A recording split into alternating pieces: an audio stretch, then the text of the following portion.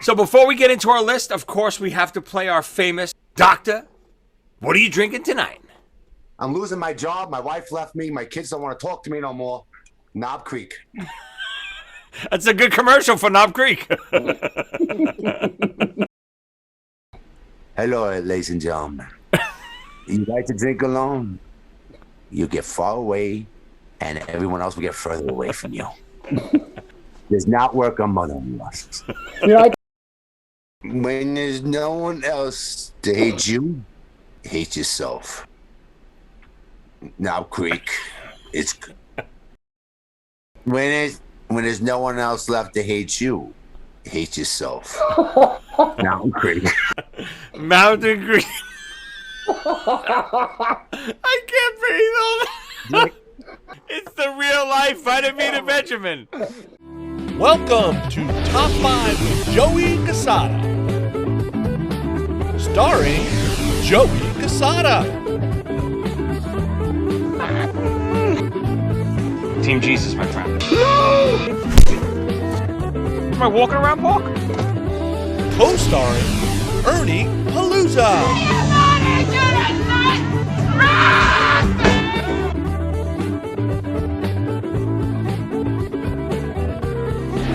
And the Doctor, Tommy Snyder. Goddamn. Now here's your host, Joey Cassata.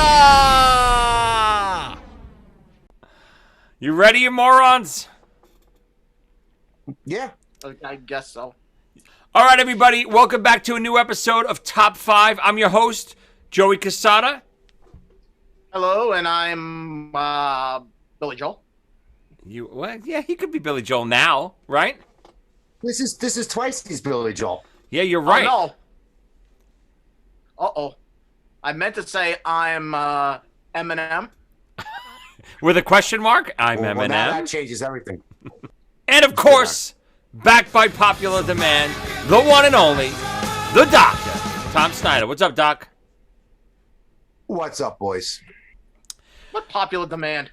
Well, a little demand in the northern region of the Netherlands. We got a couple requests. Scandinavia, baby. Coming on strong. Vikings. So we got a great topic for everyone tonight, but you two don't even know we got a very special guest joining us tonight. Are you guys ready? Hold on. Not Urcon, is it? I'm buzzing. Not that bad. No. It's almost as bad. Here we go. Here he comes. Mm-hmm. There he is. I would have guessed it. I would have guessed it. What's up, my brothers? What's up, man? How you been? Just living the dream, man. I'm just living the dream. We got none other than former current playground bassist too, I guess. Playground bassist, Mr. Flying Brian DeVito. What's up, Brian? What's up, guys? I've been watching so many of these shows. I'm so happy to be on. Are you starstruck by Ernie? Yeah, I like the background, though. It's a little different than the, what was it, the eclipse that you had going last week? Oh, yeah. It's My hobbit hole. the newest shower curtain. So what's going on, man? What's up? Did you take that hammer to the playground CD like I told you to? No, that may be in my top 5. Ooh, hold on a second. Oh, that's a great choice. That's on my honorable mentions. Yeah, that was actually kind of really hard. I'm actually sitting with a slew of CDs, and I'm like, So wait, Brian, we haven't even announced the topic yet. So let me tell everyone the topic before you start talking about it. So tonight's topic, this is a big one. We're gonna list our top 5 favorite albums of all time. We have a couple rules. What? Couple rules. No live albums. What? No greatest hits. And only one album per artist. Right, guys? Joey, switch Yes. off. We don't need you. That takes you out of it. I don't know. This was tough. How do you do top 5 without live albums? I mean, It was hard. I had to go back to because I don't really follow music. I don't go out and buy new albums. At the playground, I kind of like became a recluse when it came to music. And Nothing. I just went back and just killed to death all the 70s music. A few new things, but a lot of my albums are not current. Current. Put it that way. My newest record, I think, is maybe 40 years old. He's talking about current. yeah, that's it's actually tough. I mean, how many years? I mean, we all played together. We all have different influences. How do you pick 5 out of? How do you pick 5 out of it? As far as I'm concerned, you could probably do this twice or maybe 3 times this episode to do this. It's really part of the fun of the show because I think it's impossible to pick 5, but we have to pick 5. So if you ask me the same question tomorrow, 3 or 4 of the 5 might be different. Correct. Yeah. This is my top 5 at this moment. It's not that, and let me get this straight too. It's not the top 5 greatest albums of all time. It's your top 5 favorite. That's what it is. It's not top 5 greatest. Yes. It's the greatest. If I say they're my favorites, Your ass is the greatest. Wait, no, that doesn't work. I think either. Ernie agrees. Ernie will agree with me. The word greatest means. So before we get into the topic, let's talk a little bit about our history with DeVito here. We were in our band Playground together for many years. Toured the world together. Big. We just had our 30th anniversary of the L'Amour show the other night. Let's have a big Brooklyn welcome for Playground. Let's go!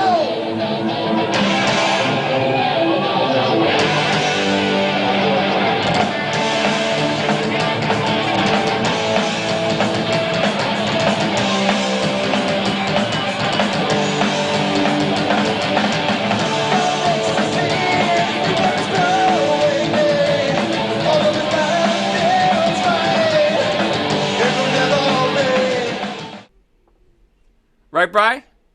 Yeah, we toured the world. There's one place we never played.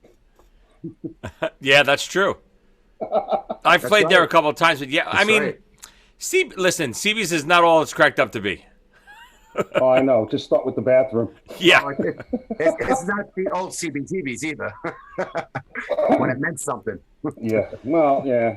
No, My there was some Blondie really played good there and historical stuff. bands that played there. I mean, you take bands that are not just, everybody thinks the Ramones, the hardcore scene, but you had Blondie, Talking Yeah, Heads. Blondie's. Wow. Well, I mean, yeah, the Ramones, obviously, but there was like so many.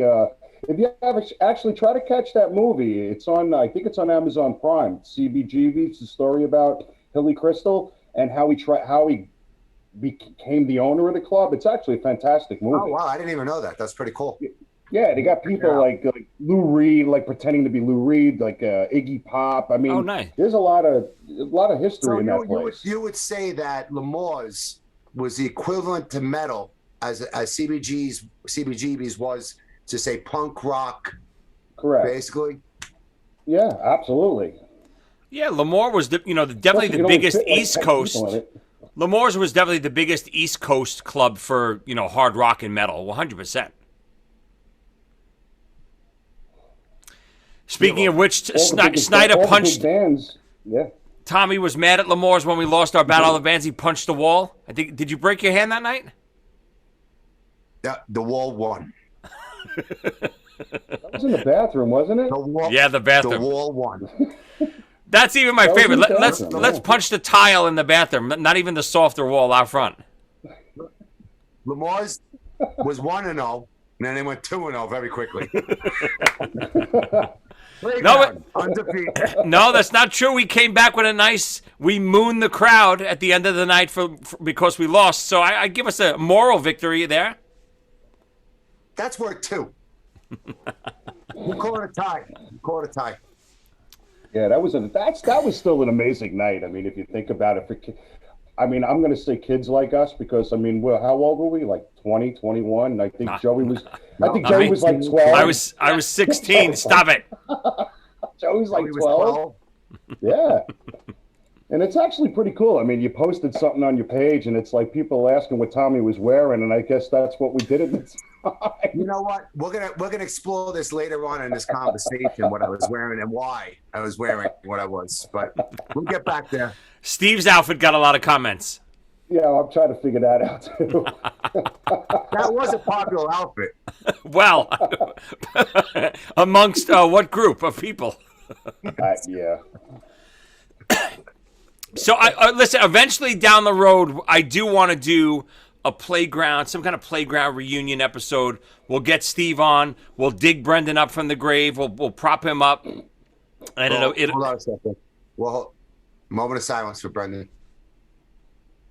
And we're back. Okay. All right, we're back. So before we get into our list, of course, we have to play our famous Doctor. What are you drinking tonight? I told you I can't. I'm losing my job. My wife left me. My kids don't want to talk to me no more. Knobb Creek. That's a good commercial for Knobb Creek. I drink alone with nobody else. Do you want to lose your job? Do you want your wife to leave you and take the kids? Drink Knobb Creek. Do you like to drink alone? The people get on your nerves when you drink. Do you like to sleep late? You get up in the morning, you're like, hold on, I'm making some pancakes. Wait a minute, I got no syrup. Give me some of that. There we go. You saw that one. Okay. All right. Ernie, what do you got? You got your Heineken Zero tonight? What do you got? Come on. I ran out of them. I have nothing. Oh, But Jesus. what Tommy was saying a minute ago, when my wife threatens me, she said she's leaving and not taking the kids. That's a threat. That's a threat. And I'm taking my shower curtain with me. I think she did. What about you, Brian? What do you got? I'm having a little bit of one of my favorite single malts. Glenlivet. Beautiful. Yeah, Loving I was in the waiting room waiting for you to get in, so this is what I got left. Oh, this is gonna be a good. About a half an hour from now, this is gonna start to turn really ugly. Ernie, you and I will sign off. We'll leave them on. Oh, That's when I forget to put count up or down towards number 1 or 5. Now I know you're gonna make fun of what I'm drinking. Obviously, I'm a Scotch guy. I drink Scotch most of the time, but I'm a big, light, fruity type beer guy. When summertime hits, I want. Yeah, he's a fruity guy. Right? Yeah. I knew that was coming. So this is as cheap as they come too, but it is absolutely delicious.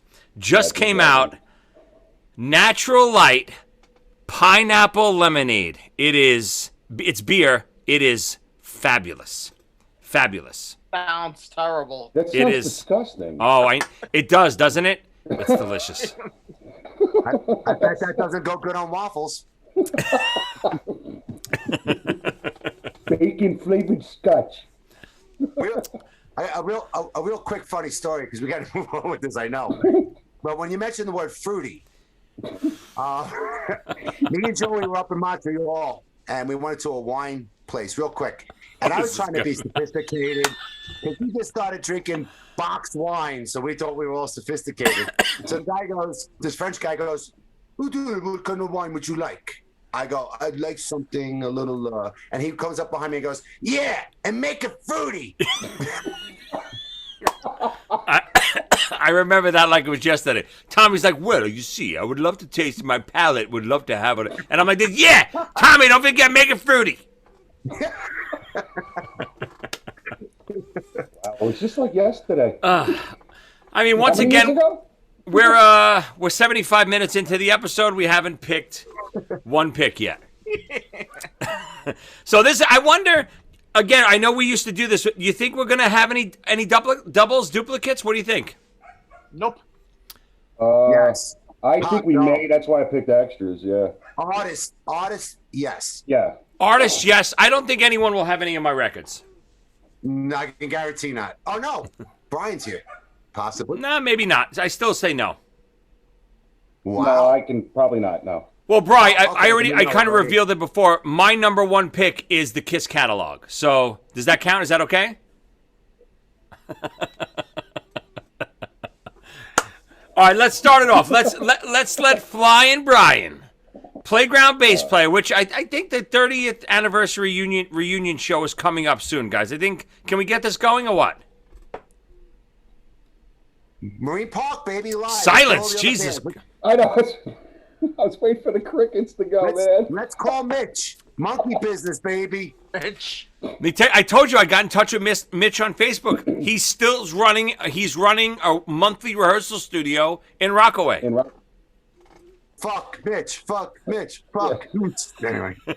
Well, I ran one or the other. I mean, all right. We should have. Come on, Brian. What do you got? Number 5. Okay. Well, I'm only picking this one first. It would probably definitely be higher on the list, but I know maybe somebody here is going to probably pick it. So if I don't drop it. Number 5, Beatles, Sgt. Pepper. Nope. That's okay. I had 3 other ones ready just in case if somebody picked it already. No, I mean, That's a good man. no, I picked this. It's like, the Beatles has always been a major influence on myself, and growing up with my parents that grew up with 60s music and 50s music, the Beatles was always a huge influence. And even today, I still pick like Paul McCartney. I still think is like the best bass player that's out there.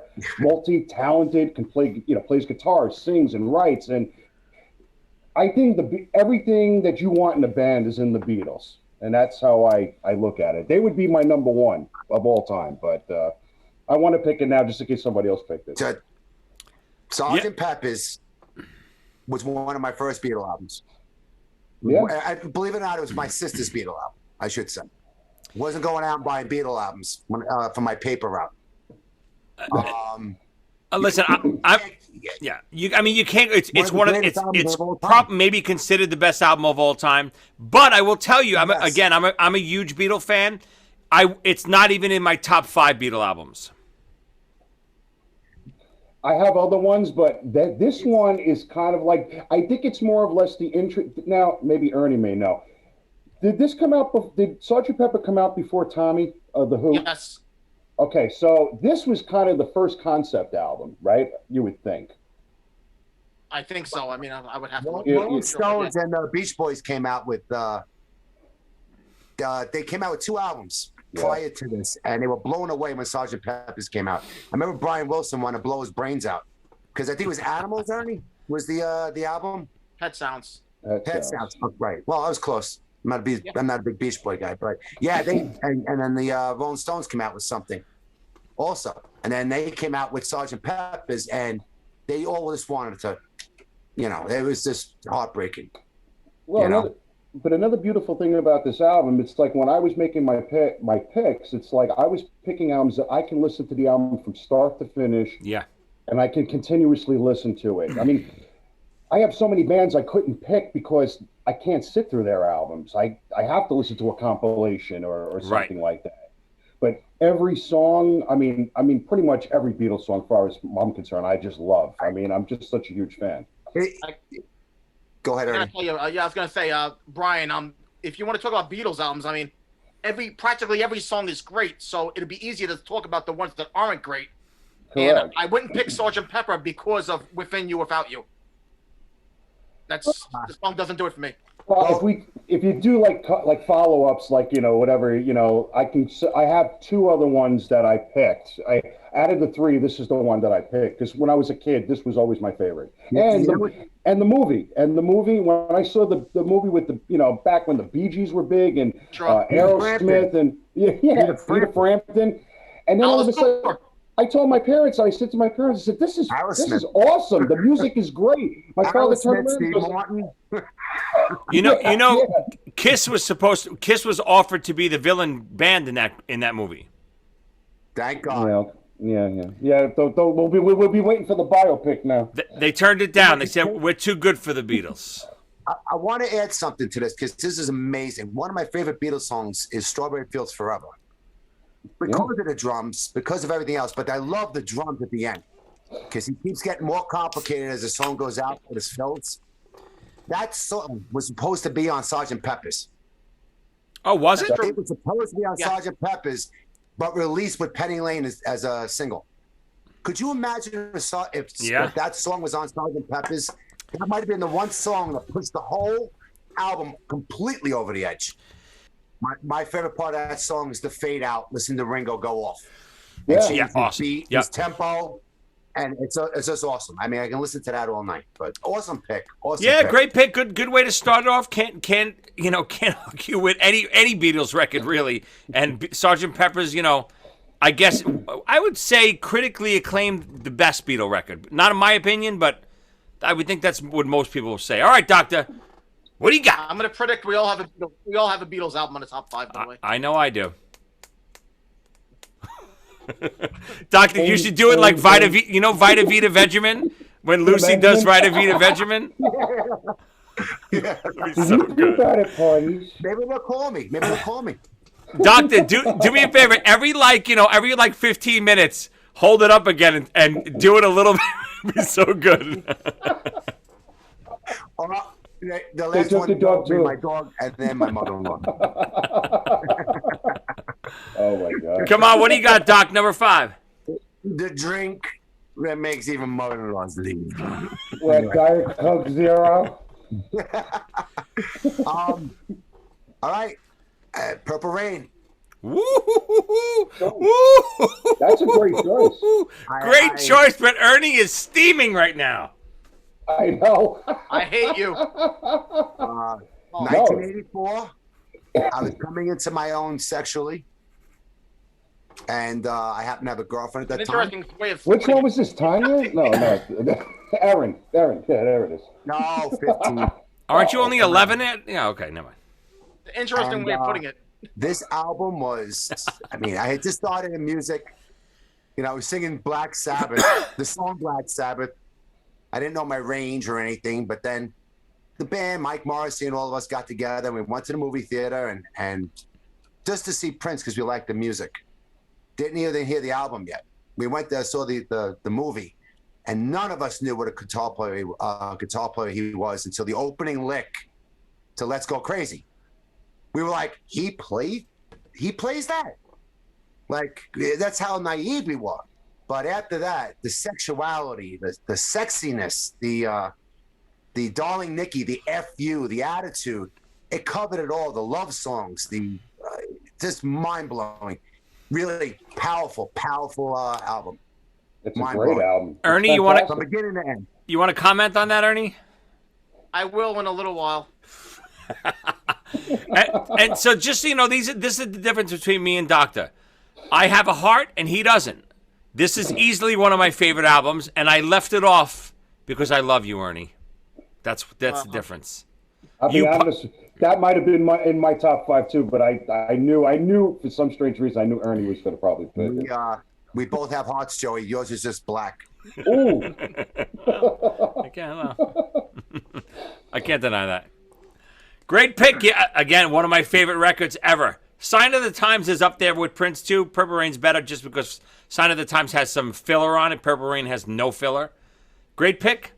Can't argue it. Love it. So happy that Ernie's devastated. When you say 5 albums, I'm forced into a corner. I gotta be like a Wolverine. That's it. Yeah, I'm with you. I'm not gonna give it away. Bernie, what do you got? Bernie. How to explain this one? This is not my favorite Led Zeppelin album right now, but for the longest period of my life, this was my favorite Led Zeppelin album for years and years and years. So I changed every couple of years, but Led Zeppelin 4 was my favorite Led Zeppelin album for maybe over a decade of my life. Yeah, so. How could you not?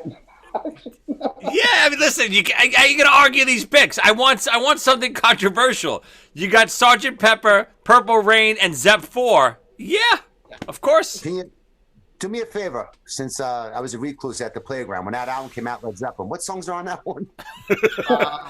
There's a song called "Stairway to Heaven" on that one. It's pretty popular. That's Rock and Roll, Stairway to Rock and Heaven, Roll, Black Dog, Misty Mountaintop. Misty Mountain Hop, Battle of Evermore. Battle of Evermore. Yeah, no top hop. I forget 1, 2, 3, 5. Yeah. I don't know them. Well, Yeah. I agree with you, Tom. It's like Led Zeppelin 1 and Physical Graffiti right now in this moment in my life I prefer. But Led Zeppelin 4 was not my number one Zeppelin album for so long. I mean, when Black Sabbath comes up, I'm going to have the same type of argument, by the way, in a little bit. But Wait, whoa. We said no Sabbath, right? You know, if I picked Sabbath, I said to myself, I said, you know what? I was really thinking of a Sabbath album because there is a Sabbath album that I can listen to it all the way through. And Joe's like, and all I kept thinking about was Joe's like, yeah, you're never coming on here again. So Yeah, I would just hit the I eject actually had button. to take it out. I had to take Sabbath out. So Cancel culture there. Come down. Oh, I'm sorry. Brian must have lost his connection. oh boy. But I remember exactly where I was the first time I heard Stairway to Heaven. So, and I can't say that about many songs in my life. Where were you? I was sitting on a fender of a car on our block, and Bobby Woodruff was showing it to us. And that was the first time I ever heard it, and I still remember. What year you think, Aaron? What year was that? 13, 14, I'm gonna guess. I think guess that 1983, maybe 1984. What year? What year is Zepp? What year is Zepp for? 74? 71. 71. Wow. I was 2 years old. I was 1. I wasn't around. Yep. I know. Joey's father was banging other chicks besides his mom at that point. Oh man! Were they even married? No, they were married. Yes. Oh, they were. I take that back. I'm trying. My brother's your age. That's why. Sorry. My brother's in his 60s, like you guys. Zeppelin 4 is definitely a good. I don't think you can go wrong. Pretty much. Well, I wasn't a big fan of the later Zeppelin, like Coda. I didn't really care for. Yeah. I don't even love 3. I don't love 3 either. 3's got some really good classic stuff on it. Yeah, of course it has Immigrant Song. It has some classics, but 3 is not. I mean, we'll get into more Zeppelin later. I have a feeling, but I went to Zeppelin and Pink Floyd till I was in my 30s. When I went back and really, really appreciated any Led Zeppelin song I heard though when I was young, I fucking loved, but I never really got into them until I started mellowing out and really listening to music. It was like, yeah. If I had to pick a problem with Led Zeppelin 4, I don't think 4 Sticks really matches up with the rest of the songs in the album. Just because Bottom is playing with 4 sticks, it's good. Trust me, he really is. That's why it's called 4 Sticks. hey, I don't speak Page drums. ain't that bad either. Paul Jones ain't that bad either. No, and he's an underrated musician because it's like the way he plays the bass and the way this other thing, people don't look at him like that. You know what I'm saying? Back in the 70s, you were looking at Jones. A lot of people. Look, if you is one of the greatest. If you picked your favorite, if I had to pick my top bass players, I'm a bass player. John Paul Jones, believe it or not, is not in my top. Right. Back in the 70s when you had Chris Squire from Yes. I know Joey doesn't. I know Joey doesn't like them, but Geddy Lee from Rush. I mean, come on. Even Entwistle and stuff like that. Yeah, sure. You have to go different types of music, though. Paul You have to go McCartney. different types of music, I think, if you're going to break things down. Exactly. You Joey's like can't Gene compare a jazz Simmons is my guitarist to a heavy favorite metal bass player. guitarist. I just don't think. Yeah. I think Rush is too difficult for Joey to understand, really. Joey's like, my favorite bass player is Gene Simmons. Yeah, I mean, to me, a band without groove and melodies does nothing for me. Guess what? Really? Rush has no groove and no melodies. My second daughter does that. Goodbye. And you Really? too. Wow. You too. Go ahead, Tom. Infomercial time. He needs you anyway. There's going to be a lot of editing here. Oh no, we leave it all in. All right, so my number 5 it's funny. We're kind of going along the same path. We got 2 big rock albums. We got Sgt. Pepper. We got Zepp 4. Tommy went with Purple Rain. So a lot of people don't know this about. Obviously, maybe people don't know. I'm a big pop music fan. Love pop music. Love, especially like 80s pop, early 80s. Maybe you guys don't even know this about me. I was a breakdancing kid. I loved breakdancing. I would go around with my cardboard and put it on the street and breakdance with my buddies, and so we'd have our boom boxes. And I was into super pop music. Whoa. Oh yes, it's true. We're gonna be here. We're gonna be here forever. You never said that before. Oh yeah, it's reveal time. Natural You're light. lucky that wasn't on the It'll make record, you man. too reveal that you were a breakdancer. Not only is he drinking the fruit, and he's got. That So drink looks fresh. This is definitely not breakdancing music, but I was into all of this super poppy music, and I remember buying this record, and I was actually disappointed in it at first. It was one of those records that took me a little while to get into. I think I was 9 years old when it came out. This is what I was still always a big Kiss fan. Saw Kiss when I was 5 years old. Worshipped them ever since then. But I gravitated towards a lot of pop music in the early 80s. And, I mean, you can't argue this record, Michael Jackson's Thriller. Oh, I'm not going to argue Rid it. of that. I'm not going to argue it. I mean, it cuts like a knife, but Nah, I I'm mean, not gonna argue it. no, listen, I'm not, listen, the person Michael Jackson is and became, he's a piece of garbage, but I don't care. I can still listen to his music and enjoy it. You know, The Girl Is Mine and, PYT and all that stuff on that record. I would have bet you would have run off with Off the Wall. I love Off the Wall. Couple filler tracks on there. To me, Thriller maybe The Lady in My Life I don't love. Everything else on that record is perfect to me. Perfect. Right. Okay. I guess but it's actually funny you're saying that because it's like, what year did that album come out? I think 82. Yeah, so I was 8. Okay, so 82, I was still like listening to like whatever. I was listening to Kiss, Aerosmith, and then I liked the pop stuff. Believe it or not, I was listening to like Duran Duran at the time. Yeah, and, of course. The Police and Michael Jackson was another one. But I didn't really appreciate the album until I realized who actually compiled on that album and who played guitar on that album. Right, of course. One song. Right? Joey, you might want to revisit this topic, but give 2 weeks notice on most influential 5 albums of all time. Because it seems like there's a lot of that we're going in and out of. Things that not necessarily I thought was the greatest, but when I heard it, it changed everything for me. Things like that, influential. That'd be a good topic down the road. Agreed. Yeah, Tommy, that's a good point. But you got to remember too, you're a musician. We were musicians, and anything that we listened to, we gravitated toward. Is how could we make what we're trying to do better than what's already there? And you're listening to Prince. Who's listening to Michael Jackson? Who was listening to Kiss? You take those influences, you put them all together in this playground. You got playground. That's what I was gonna say. But you know what's funny? It's funny that you say that about like being a musician. It's weird for me. Once I became a musician, meaning a full-time musician, gigging and recording and shopping for my own record label and blah blah blah, all that stuff. That's almost when I lost interest in new music. Everything up until that point shaped the fan I am, shaped the musician I am, shaped everything. But then when I tried to become their peers and get a record deal and all that stuff, it was always, to me, competition. And I don't like that because it's not what I'm doing right now or whatever. I could never appreciate it for what it was. And that's why I hated grunge so much. And I never loved bands. I mean, I think we're all probably the same way. Have you ever loved a band when you were a kid or a teenager again? Have you ever loved a newer artist, like when you were in your 20s or 30s, the way you loved stuff when you're in your teens? There have been a handful of bands that I don't want to shock people if it comes up on my top 5. It's in my pile here. It all depends if I bring it up or not.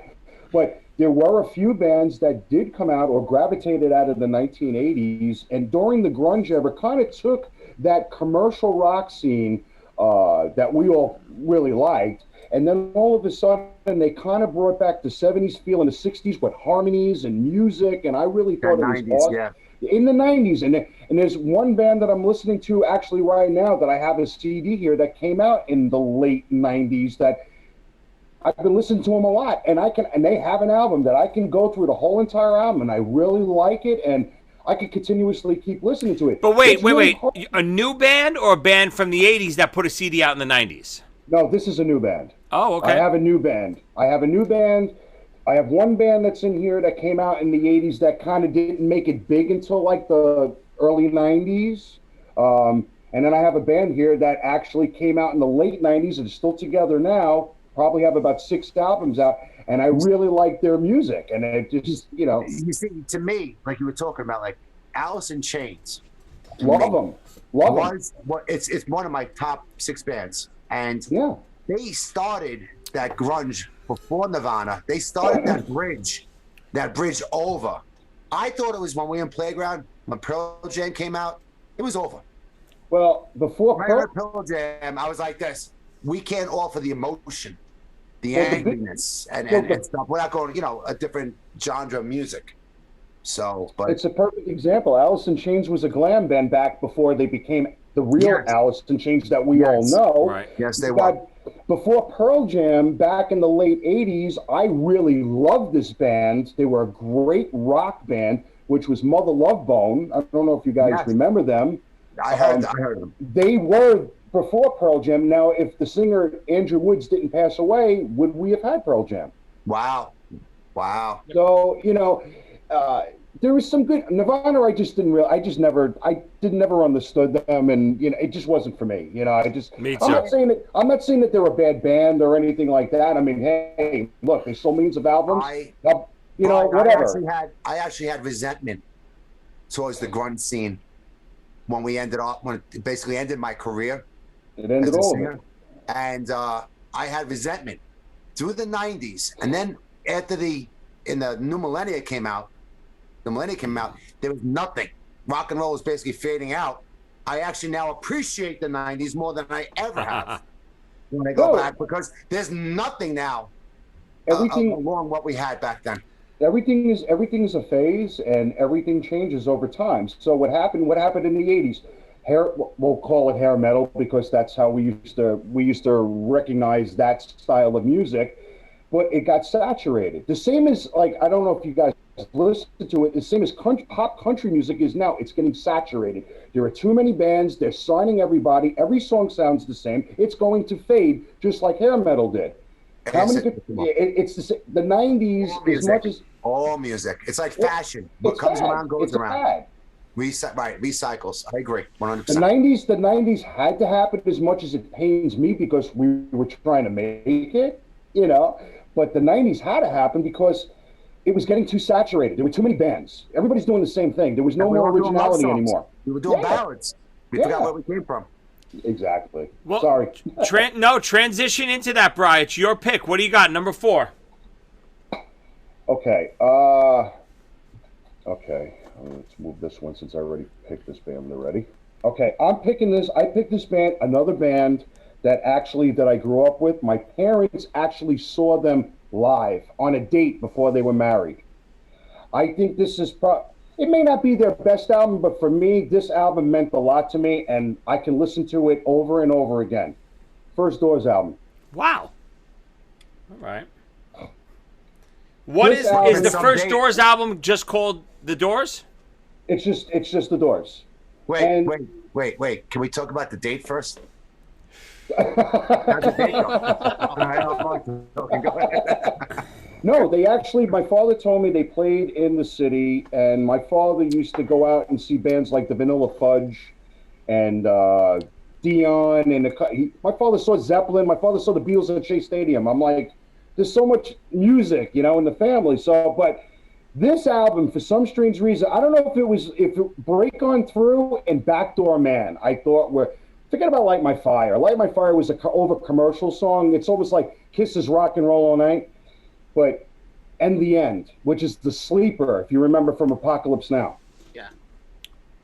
I think that it's what I like about the album is that Jim Morrison was not a musician yet. He was writing poetry. Right. He was just writing poems. And then he put it together with Ray Manzarek, writing these songs and put this album out. I don't think they've ever topped this out. I like LA Woman, but this... You can raw. honestly say that the Doors and the Eagles Yeah. were America's answer to the Stones and the Beatles. Yeah. Yeah, I mean, really, and I mean, the Doors, unbelievable. I mean, it's crazy. I mean, it's unbelievable how good they were. I love them. Well, you got back in the 60s, everything was the British invasion. This was one band that came out of California, you know, and What just year is that rode in at record, the banner, Brian? and What year is that? I think this was... Ernie? 67? 67, I think you're right. I think it is 67. Ernie, you won a prize. 67, I think Yeah. it is 67. But they put out a lot of albums in a short period of time. I got nothing against the Doors, That just happened a lot back then. never something that I got fully into. I've never heard anything that I disliked, but I don't know enough of their catalog to say I love them. They were a strange band because when the keyboards kicked in, the guy was classically oriented, and he was playing like rock and roll scales, but with a classical feel, like Mozart playing rock and roll. It was really weird. I always found that like odd, but I love him. And me being a baritone, he's my bro. But even if you think about it, this one band, this band never had a bass player live. Ray Manzarek used to have the bass tones with the organ, and he would play the bass here and play the rhythm section here, you know, which complemented the guitars and his vocals. I don't know, there was just something about it that I really gravitated to them about it. You know, I just love. First album. You love him and hate him. You don't love him. My kid is crazy about that album. Really? Brian? Yeah. See, there's one song on that album, "End of the Night," which I think doesn't really match up with the rest of the album. But he would disagree. He says the whole album is perfect. Maybe it's Brian. Maybe Brian got together with your wife and had a kid. Well, they didn't name him Brian. That's weird. Did you name him with an I or a Y? I or a Y? Playground's Revenge. It's not funny because all my kids have different color hair, so that's not funny at all. As a matter of fact, Brian, when I speak to my daughter and tell her to step in line, she goes, "What?" Ah! Well, maybe you got me back too. I think I might have picked that as one of my top things for Playground. What? You're not throwing my bass across the studio. Oh, that's a good one. Hold on, save it for the playground episode. By the way, guys, before I forget, I still have that bass. The red one?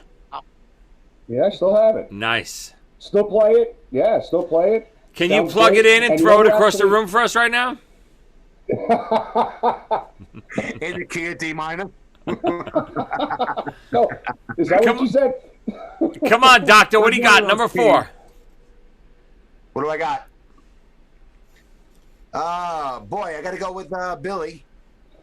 He's one of my favorites. I stuck to my favorite artist on this one, so it's no surprise. Nylon Curtain.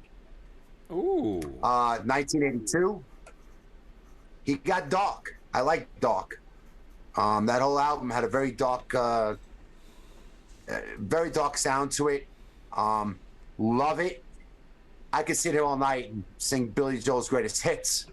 I can't remember the last time I put Nylon Curtain on, but love that album. Absolutely dark and fantastic. What is that, Laura? Yeah, what Laura's else? on there. Scandinavian Sky. Allentown, right, okay. Scandinavian Skies, baby. That's another reason why I picked it.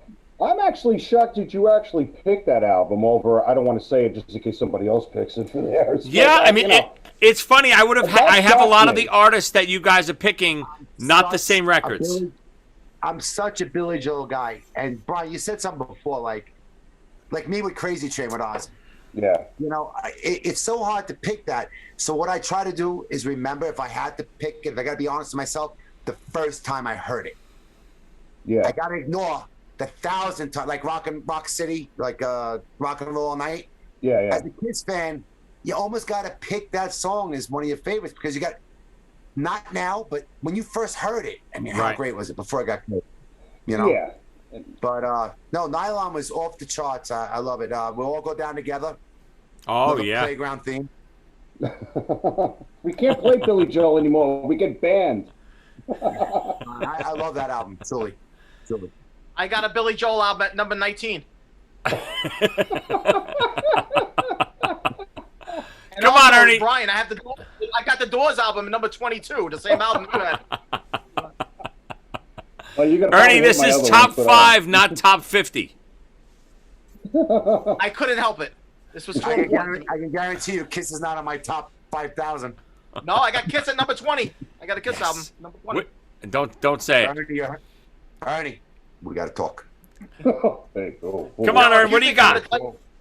If you think I'm going to tell you which Kiss album, Joey, you got great expectations. Oh, here All we right, go. number 4, Beatles, Revolver. I had that as one of my backups, just in case. That's Ernie, an awesome album. Was that a payback for Purple Rain, you prick? Ooh, nice. Yeah. I like it. Now, You Revolver son for of my me. battleship, you son of a bitch. Joey, look, I had it ready to go. Nice. Oh, That would be my third not favorite easy. Beatles. It's not easy to choose a Beatles album. That may be my I gotta tell you, second Brian, favorite. It's not easy. That may be my second favorite. Is it okay if I elaborate with Ernie and then pick another album? No. Sure. No? Go ahead, Ernie. Come on, Ernie, tell us. What can I say about Revolver? Oh, it's awesome. Every song, there's no throwaway tracks. I know Tommy loves Wow. For No One. It's a great song. Well, what do you got to say? Tomorrow Never Knows, you mean? Yeah. Well, Tomorrow Never Knows, I got to say, Don't most say of it my grew life, on I you. was a big Stop fan. it. Because you know every time we listen to that, we fast forward it. Okay. You know, but it's got She Said. It's Yo, got so it's much. great. Yeah, of course. don't you find it I got it ironic? here. Don't you find it ironic that Yellow Submarine was not on the Yellow Submarine album? Yeah, that's weird. Is that weird? How about I got it that? right here.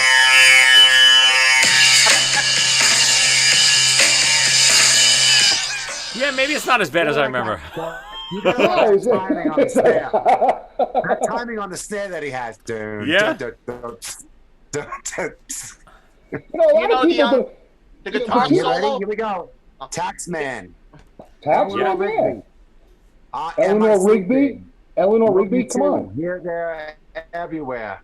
Yellow Submarine. She said, "Good day, sunshine." Sunshine, and your bird can You can sing. sing. For no one, Dr. Robert, I want to tell you, I got to get you into my life, and tomorrow never knows. Go ahead, Ernie. I was gonna say Tomorrow Never Knows. The guitar solo is actually the guitar solo from Taxman in reverse. No Is that shit. true? Really? Yeah, Oh, really? they played the tape backwards. Really? What you talking about, Willis? What you talking about, Woods? Ernie, correct me if I'm wrong. Is Taxman a Harrison song too, right? It's written by Harrison, No, but it's written by Harrison. McCartney does the guitar solo. Yeah, no, but I know. But that's a George Harrison, right? That's a Harrison tune, yeah. Love George Harrison songs. Eleanor Rigby is the first rock song that doesn't have percussion of any sort, or guitar for that matter. We got to do a top 5 Beatles songs. It's also the Eleanor Rigby is Eleanor Rigby. Submitted as poetry. It's in the archives as poetry. Eleanor John Rigby. Lennon and McCartney. See, Eleanor The only Rigby song that's put into to poetry. me Maybe is not. like what you said before, like Rock and Roll All Night, like Crazy Train. When I'm listening to Revolver, I don't listen. I fast forward through Eleanor Rigby. I've heard it so many times. I love it. I don't want to. It's Why, 'cause one of there's the. no drums in it, Joey. Well, that's one thing. Yes. Like, There's is no there a drums in it, Joe. Knob Creek. Greek. You know what? What's trash yesterday too? Really? How could you? Eleanor Rigby? Come on, Joe. No, I love it. It's just I don't listen to Rock and Roll All Night anymore either, Bride. Just so you know. Oh, neither do I, and I don't listen Yeah, to of Beth course. either. Beth I still like. The Eric Carr version or the Peter Criss? Both. Eleanor Rigby in Playground. The Joey Cassata version of Clef is pretty Double good. bass. It'd be double bass to Eleanor Rigby. No, but it's actually kind of ironic. Eleanor Rigby.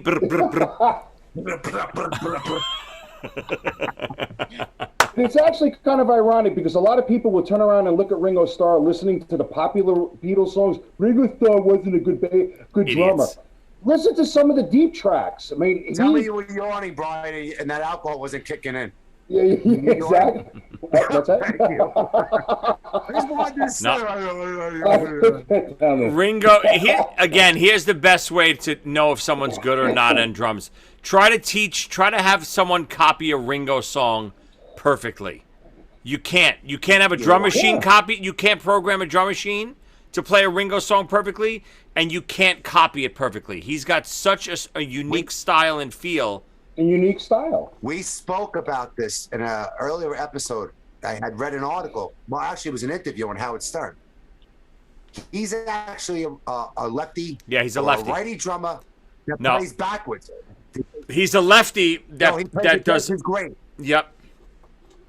He plays against his grain. So when his fills come in, they're completely like rushed and in, but they come in on time. It's very hard to follow. Because when you're a righty drummer, you usually lead with your right hand and go down the drums. He's a lefty drummer leading with his left hand, so he has a tendency to go backwards on the drums because he leads this way. But you also get like a quick. Yeah, it's a weird like. Well, it's because because it's way harder to move around on a right-handed kit when you're a lefty because it's not made for lefty. So he does weird things. Yeah. Yeah. And he only has one tom and one fourth tom. Now Joey with the king. No, come on. Look, I got my little kits here. I got my big kit. You're playing the Ringo Starr set. My big kit's in the background over there. I don't know if you can see it. Yeah, when's your daughter gonna get into a band? She sounds better than you. They got all their drum. Look, that's my drums, my son's, and my daughter's right there. Look, 3 drum sets right there. I think Brian nailed it. Your daughter would have been better. Your daughter sounds better. All our kids are gonna do the playground reunion. I'm getting kicked off. All right. My dog just left. Hold on, Joey. I got to point that only because we're just talking about it. My number 21 is actually an album from Ringo Starr. Did you really put it like a top 50 or something? I made it top 22. Oh, okay. Quick useless information on Revolver. The name of the album came from, they all had to talk with each other and said, why are we going to call it Revolver?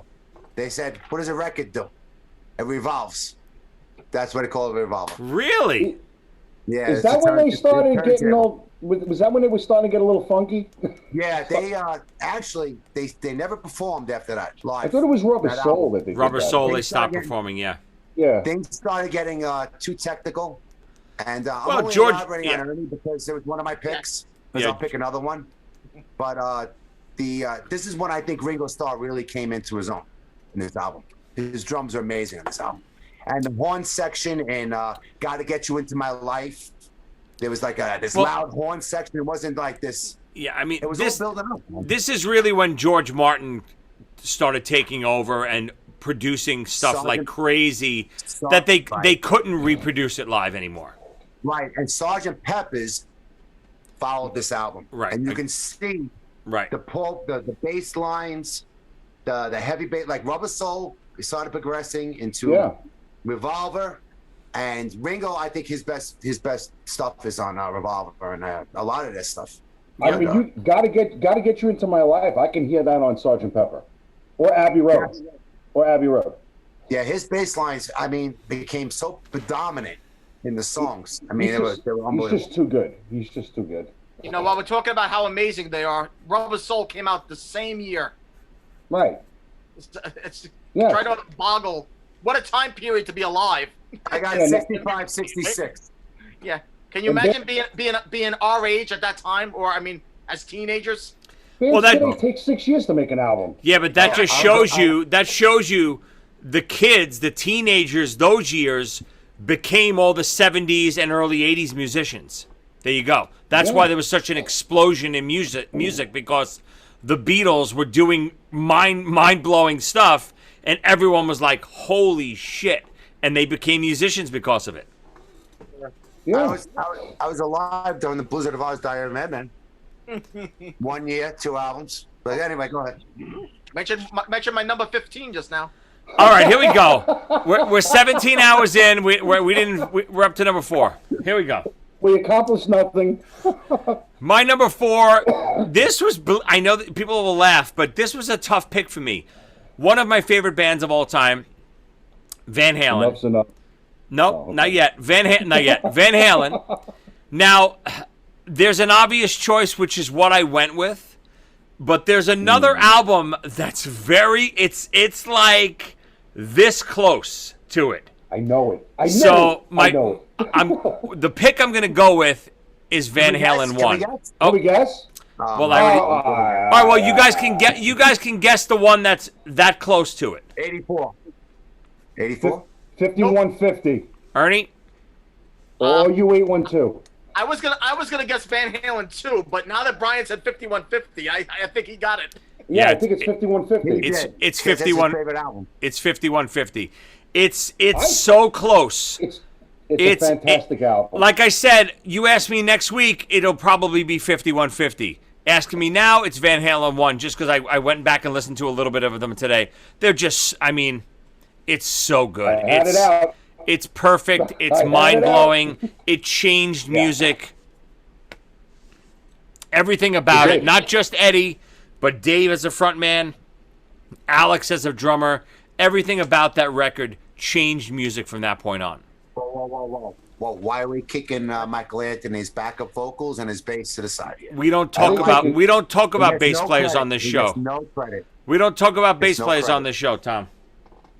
We had this conversation in previous episode that Michael Anthony actually had to keep his bass lines dumbed down because of Eddie's complicated guitar lines. It would sound like mishmash.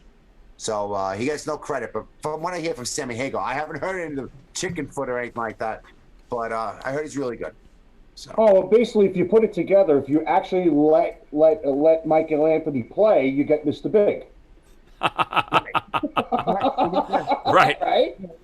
No, I agree with Joe. That's a perfect pick. How could you not pick that album? How could you not? Trust it's me. the most influential album for everybody. It changed. Agreed. It changed rock and roll forever. What are you gonna say, Aaron? Well, it happens to be my number 7, but I was gonna say Van Halen 1 is the big bang of hair metal for me. Agreed. That's where it all begins. I agree. That's the game changer. That's the game changer. Yeah, and I picked 5150 because Joey came up a little bit. He was younger than us, you know, and I like the Sammy Hagar stuff. I think they wrote some really good stuff. I think, you know, I mean, David Lee Roth, of course, he's the perfect frontman, but I think some of their best collaborations of melody, and I think comes out of this. Foreign Carnal Knowledge is a great album. I think Eddie evolved as a songwriter. Yeah. After David Lee Roth left, he just became more complex, more well-rounded song. Yeah. I mean, if you take David Lee Roth, I heard someone say it on one of these shows. If you take David Lee Roth on one of these vocal talent shows, he ain't getting past. He's getting laughed out of the Terrible, right? Of course.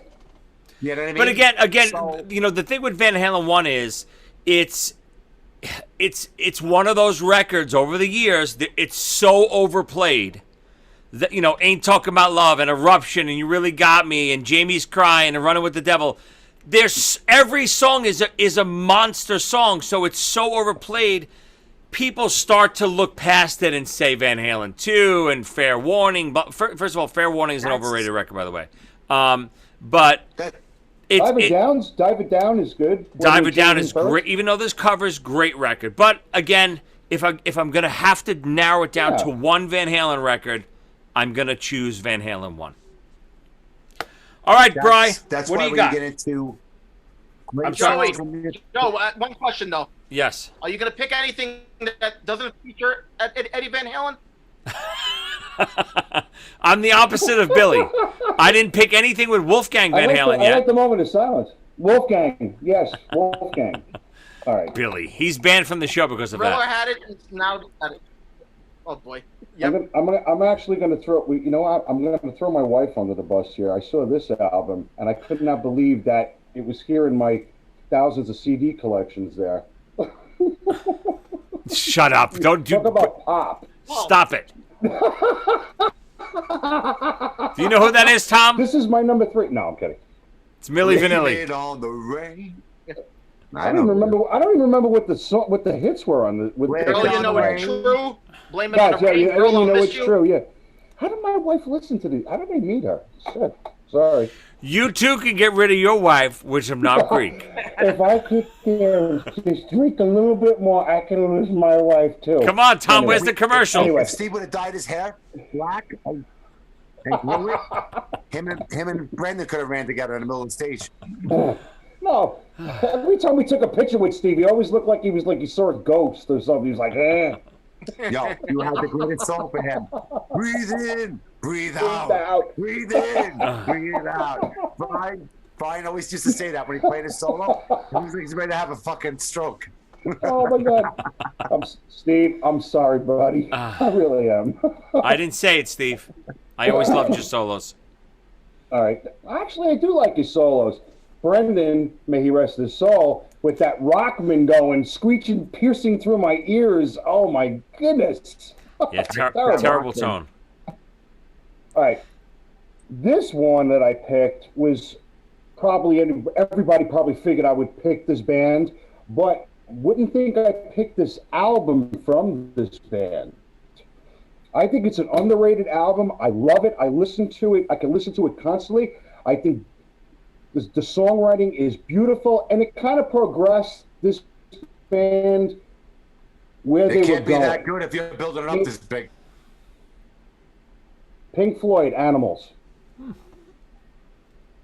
Everybody would probably pick Dark Side of the Moon, Wish You Were Here, The Wall. This is an underrated album.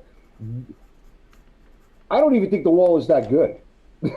I'm a big Pink Floyd fan. See, I'm not. I just started appreciating them over the last 10 Yeah, years. I gotta love tell them you- now. Well, this was I don't another think band. you don't think Pink another Floyd. band my dad got me into. You don't think The Wall's that good? I don't think Pink Floyd's that good. You don't like I'm a They're up, gumma? they're up there with Rush, right, Jerry? Yeah, again, I said it before. You don't have groove and melody. To me, I don't want to listen to it. Pink Floyd, no groove, no melody. We're getting jammed up. Your ass is jammed up. We're getting jammed up. You're freezing, Joey. No, but You're freezing. I'm not trying to like defend it, but when I looked at it from a musician standpoint, I think personally David Gilmour is a very underrated guitar player. Very Okay, agreed. and he writes some of the. All right, let's take one of Pink Floyd's most popular songs. Let's take "Comfortably Numb." Right, that song was written by David Gilmour, and he wrote. I think that's the best guitar solo I've ever heard. It's the most beautiful. It's a beautiful piece. Tasteful. Yes. And Roger Waters, even though he became a real knucklehead in the band and tried taking it over, he's a very underrated bass player, because he's too busy doing other stuff. Believe it or not, they don't do drugs, believe it or not. But I thought they wrote some real heartfelt stuff. And I don't know. I was always a big fan of theirs, but I told you I was going to get somebody. That's amazing because growing up, your parents probably were, right? Yeah, my father was the one. My father got the first Pink Floyd song I ever heard was from 1971 Metal, Echoes, side B. The whole side is a song. All right. Doctor, moving They're on. one of my favorite bands of all time. I have to pick it. Please. Animals is a good choice. Animals is a good choice. I'm not arguing. Number 4? Number 2? No, No, up to number 3, right? Up or down? Well, Knob, number 3. you too can forget number systems. Drink Knob Creek. It's just me and my mother left. Okay. They took It's your me. dog. Hold on. Is it me? Do the commercial. Hello, ladies and gentlemen. You like to drink alone? You want to be alone? Parties. We'll get away. you get far away, and everyone else will get further away from you. Do you two want to get rid of your mother-in-law? Drink Knobb Creek. Does not work on mother-in-laws. I think the last time I probably got drunk with you guys, I think you left me on the diving board in freaking Pennsylvania, and you tied chairs on top of me. Was that before you drove up the block and took out 5 cars on Babel? No, we were in Woodlands. Okay. We were drinking, and all of a sudden, I passed out, and next thing I know, I woke up, I was on a diving board, which is... No, we won't get into that. It's safe. Let's tie the drunk guy to the diving board hovering over the 12 foot of water. That's good. Tie his ankle to the diving board. So if he falls in the water, he can't get up. Come on, we have fun times, man. All right, no, good times. We have good times. Good times. Good times. Good times. Number 4. Yeah. Number 3. Or number 3. Number 3. Number 3, whichever one you want. All right, number 3, Sabotage, Black Sabbath. Go ahead, Joe. Go ahead, say it. Well, listen, at least it's number 3. Oh, no, but he's going to have a Ozzy for number... Oh, fuck. I guarantee he doesn't have an Ozzy for number 1. Black Sabbath, Sabotage. There you go. I'm going to try to move this along real quick. Please do. For 5 hours, because my family's leaving me as we speak. I'm trying to figure out the next song, the next album. What? You want me to go into that surprise? So, this is hysterical. I just hit Wiki real quick on the song to come up with some. They were suing their manager at the time. They were under a lot of turmoil, a lot of legal problems. And Bill Ward is quoted as saying that was the first time when they recorded an album where the lawyers were actually present watching them record. What number record is this? How deep into their career? This was their 3rd or... No. Wait, 6th? No, wait a minute. Hold on a second. You got Black Sabbath. No. We don't need to go through the history. 1975. Okay, so the first time was 69, right? After this, this was after Master Reality, I believe. I'm stepping out of line now because I just put them on the turntable now. How do you not know this? This is like Joey not knowing Kiss. Yeah, I can definitely tell you the order of the Kiss albums. So could I. I can tell you the years, too. Me too. And I can probably tell you who produced it. Me too. And the month. Yes. After Sabbath. This is after Sabbath, Bloody Sabbath. Correct. All right. So he started to find his voice. The album's very angry, believe it or not. Did you just say Ozzy started to find his voice around the 6th album? Sabotage was 75. Oh, it is kind of true. It came out at 75, and it came out after Sabbath, Bloody Sabbath. Right. Right around his voice started really sprung out. Right around his 17th record is where I really hit my stride. All right. And moving on. You ready to claim your own? Hold on, I gotta talk to Tommy about this album for a second. Tommy, I gotta talk about this album. Yes. My absolute 3 favorite Black Sabbath songs are all from this album. But it's not my favorite Sabbath album. I gotta go to the hot stuff. I'm the same way. I'm the same way. Hey, Joe. Just so you don't get spiked. All right, I'll show it to you. What do you think of my 3 favorite Sabbath songs? It's all about the music industry and them getting fucked. What do you mean? It's fantastic. Hole in the Sky. Sounds like Playground. No, Hole in the Sky is not one of my favorites. That's one of my favorite. Symphony of the Universe. Nope, fuck. not one of my favorites. The pineapple beer will not get me through the rest of this episode. I'm going straight to the Jim Beam. Oh, nice. Yes, I don't even love it. I brought this down here for my friend the other day. I don't love it. Oh. The Rit, Megalomania, and The Thrill of It All are my absolute 3 favorite Black Sabbath songs. I like that first album. Ernie, what did you like about the album the most? I just said it's my 3 favorite Sabbath songs are on the album, but the it's not my album favorite Sabbath album. Did you see Ozzy's boots in that? That was really cool. Joe, you got a lot of editing to do. Oh, they can talk all they want. None of this makes the episode, these stupid idiots. Hey, Tommy, I also agree with you that the outro from Symptom of the Universe is the best Ozzy's ever sounded on a record. His best singing ever. Child of Lord's creation, come and step inside my dreams. It's actually No, funny. Brian, It's funny. Brian, please be quiet. Brian, be quiet. They're singing a duet. All that loving me. And we have the opening. You're still there, Joe? No, it's actually kind of amazing that bands back then actually recorded 1-2 albums in a year, and then the next album came out a year later, and then a year later. The Beatles did it. Yeah.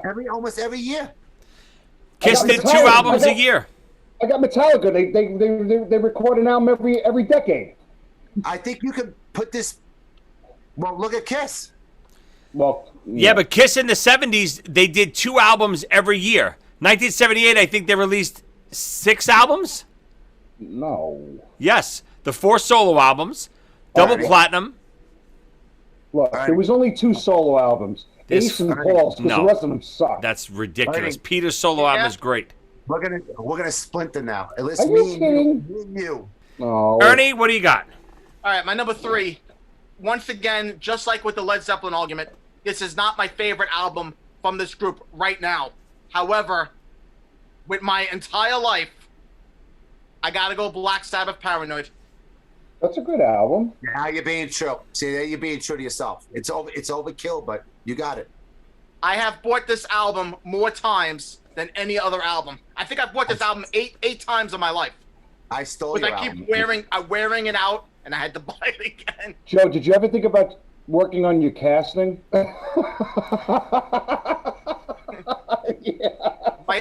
My first trip with the crowd to Seaside Heights, we only brought 2 albums with us.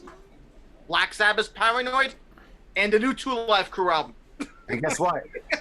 And You Two won Life the Crew, the one with Me So Horny. Those were the only 2 albums we brought to Seaside Heights. The first trip we went on. And that's all we listened to for the whole weekend in Seaside Heights. I have to let Ernie know right now. One, I love you very much. Oh, God. We have to create a union right now against Joey. Tommy, you're making me blush. This episode's gone to hell. Ernie, I never bought the Paranoid album because I stole it from you. That's why I had to keep buying it, probably. Joey, I'm sorry you're losing fans right now. No, you don't understand. This episode is, you're going to hear this, Paranoid, and then you're going to hear the next pick. That's all you're going to hear. You're just going to hear the P, the pump. Actually, the more we keep drinking, the better this is getting. The better it's getting. Every song. I mean, Yeah. the Paranoid is Black Sabbath for people that don't like Black Sabbath. I like the album. I like Black Sabbath. I Yeah, like Black everybody Sabbath. likes War Pigs, I Paranoid, like and Black Iron Man. Sabbath. What number record is this? Black Sabbath. What? Number 2. Paranoid? Number 2. The second album. Yeah. So according to Snyder, Ozzy did not find his voice yet. No, it didn't. We got 7 years before that happens.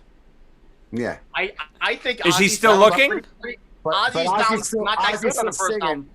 Ozzy was still singing last year, and Paul Stanley lost his voice. So what does that mean? Oh, So Well, anyway, first, whoa. here's, here You're you right. go. Whoa. Actually- No, wait. Paul, you're right. Paul Stanley cannot sing anymore. Yes, we know Ozzy's that. had a guy behind the curtain for the last 25 years. Just so you know. no, that's not true. That 1 year, and I know what you're talking about. Oh, okay. Who, I was at Dio? the concert. I know Anyway. I know the guys that were behind the curtain. That's Hold good. on a second. Whoa. You're getting Ozzy mixed up with the Wizard of Oz. Oh, that's right. You're right. Thank you, Ernie. Actually, My number 3. Here we go. So this is my favorite. Now it's time for my Beatle pick. My favorite Beatle record. It's right before they got a little psychedelic with Revolver, and then even more so with Sgt. Pepper. This is, to me, the best of both worlds. You have a little psychedelic, but you still have that pop Beatle, structure. I got to go Rubber Soul. Everything on that record. Rubber Soul is... It still has that innocence of the Beatles, but it has that George Martin production and layering. It's the beginning of that second stage Beatles. I think it's a fantastic album. Yeah, you can't It's a argue with great that pick. album. You can't go wrong with that album. Can't. Yeah, I What mean, did you say? You guys froze up on me, all three years. Is it me? no, it's Yeah, maybe you're you, the because only I'm one. You're the one freezing, Tom. Okay. Yeah, you skipped. What was that, Rubber Soul? You Rubber wrote down Soul. Yep. So again, what I was saying that was my was, second pick. That was my second pick. I was saying how it's still the innocence of the Beatles, yet it has a little bit of that maturity also. Revolver's great, don't get me wrong, and then as they progress, they get a little weirder and a little weirder. Magical Mystery Tour, I don't love. Abbey Road, of course, I love. But, Rubber Soul to me is the perfect time capsule of the Beatles. Are you ready? Drive My Car, Norwegian Wood, You Won't See Me, Nowhere Man, one of my favorites. No drums in it. Great song. The Michelle. The Word, What Goes On, Girl. Looking Through You, In My Life, which is one of the most famous. Wait, If I Need Someone, Run For Your Life. I mean, Absolutely. Girl is one of my favorites. Norwegian Wood is one of my favorites of all time. It's just... it's perfect. It's a perfect album. It's great. Any of these Beatle records, they're all phenomenal, obviously. Check online. Actually, Dokken did an awesome version of Norwegian Wood. Really? They did, yes. Oh, Awesome version. Brian, you mentioned Dokken. My number one is gone. No, Ernie, no live albums. Beast from the East, and no good. Oh. Wait, loudness is off the table. Ernie, Tooth and Nail's the best Dokken album. Come on. Oh, it's all good. Now, Brian, you've disappointed me up till now. All right. Number two. I'm impressed with him. I'm impressed. I'm liking. No, this is actually No, it's actually getting. Just remember, Tommy's the one that threw you out of the band. I knew it. I knew you were going to say it there. I'm staring. Couldn't wait. You're a dick. So full of crap. You're a dick. I'm staring at 4 CDs here, and I can only. What's going to be my next one? Tom, do a quick Knobb Creek. Do a quick Knobb Creek commercial while he's deciding. Should I redo it? No, go ahead. Boston's first album. Yep. I think this album from start to finish. First of all, as far as I'm concerned, Tom Schultz, the guitar player, songwriter, the creator of the Rockman, producer, record producer, wrote this album. There's not one bad song on this album, and this album kind of, I thought, no, but well, when you look at bands like, you're a dick. You're a dick. Go ahead, Lee. I don't need anybody. Give me the pancakes. I got I'm alone. I'm alone now. I'm alone. I actually thought this was kind of the perfect rock album. From a rock album standpoint, awesome. I think Bradley Delp is probably the most underrated singer. May he rest in peace. Sib is an awesome drummer. All right, but it was all written by Tom Schultz. He's Boston. Now, I got a question for you, Brian. In all honesty, yeah. I know you love music. I mean, obviously, you're a little nerdy too. I haven't strayed from my favorite bands. Is Boston one of your favorite bands? Or great favorite album. Great question. If I had to pick an all-time favorite band, well, is it a top 5, top 10? I mean, they would probably be in my top 10. My favorite band. Really? Tommy, that was a great, not only observation, but question, because you're so right. All of my albums are within my top 10 favorite artists of all time. Except for Prince.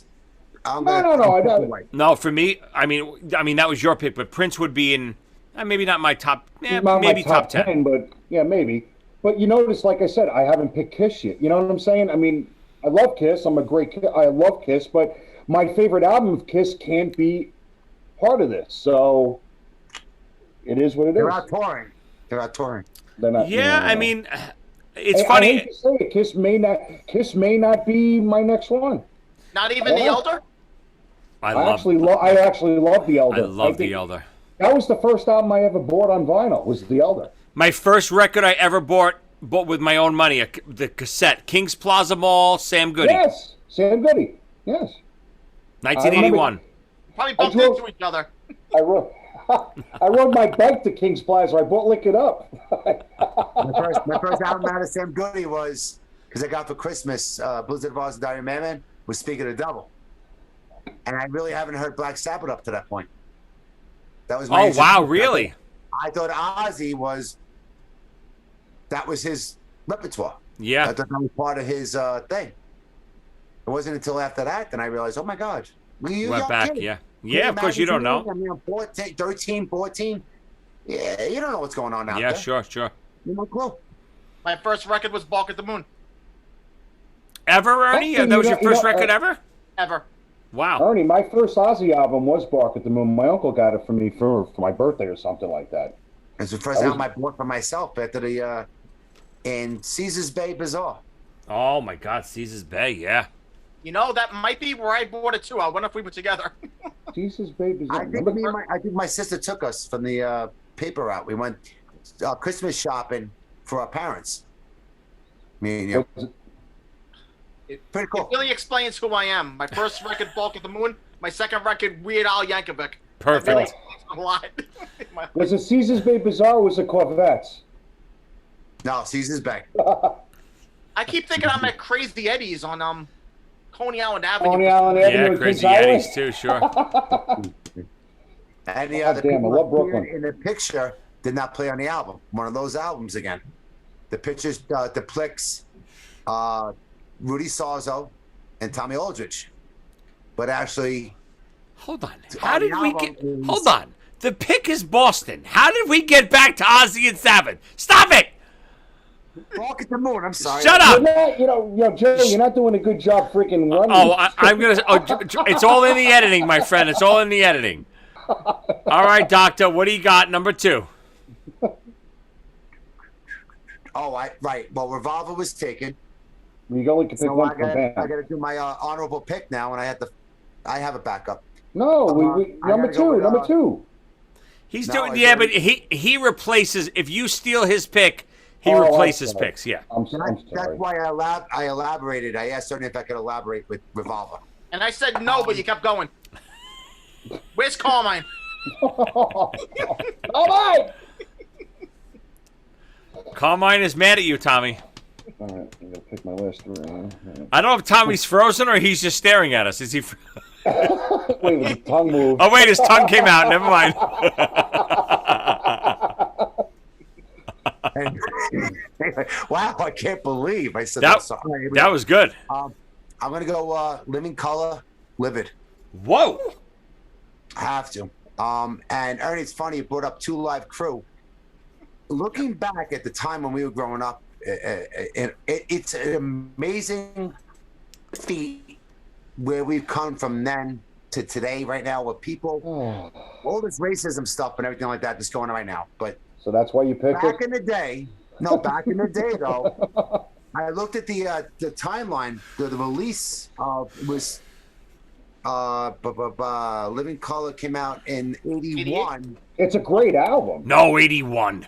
No, it's not 81. 88. No, No. 81. Excuse me. Two Live Crew came out 2 years prior to that, which was very popular amongst.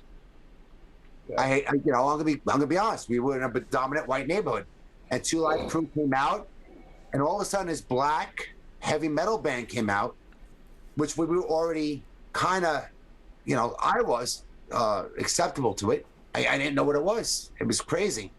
That album rocked me. Corey It's a great Glover album. rocked me. Yeah. Getting back to why I dressed back the way I did in Playground.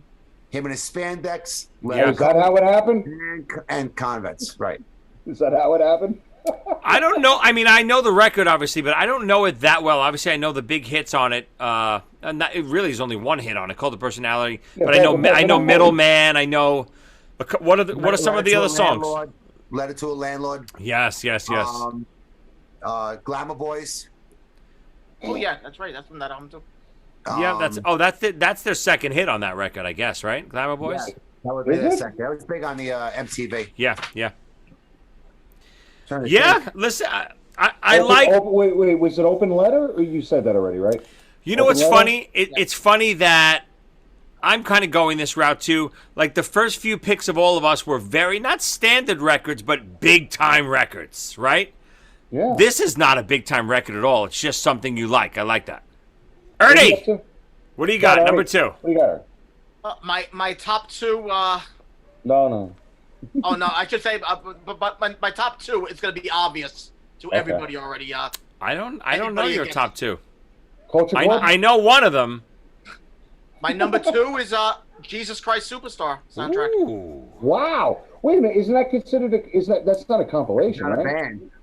It's not a band, right? No, but we didn't say bands. Wait, Joe, you're throwing me off here. My number 1 and number 2 are both soundtracks, by the way. Don't pick Saturday Night Fever. I'll smack it. No, you already know. You know Ernie's number 1. I know what it is. I know. Yeah. I thought we were on bands. Okay. I thought we were doing it's- bands. No. We didn't. All we said was our top 5 favorite records. No band. Right?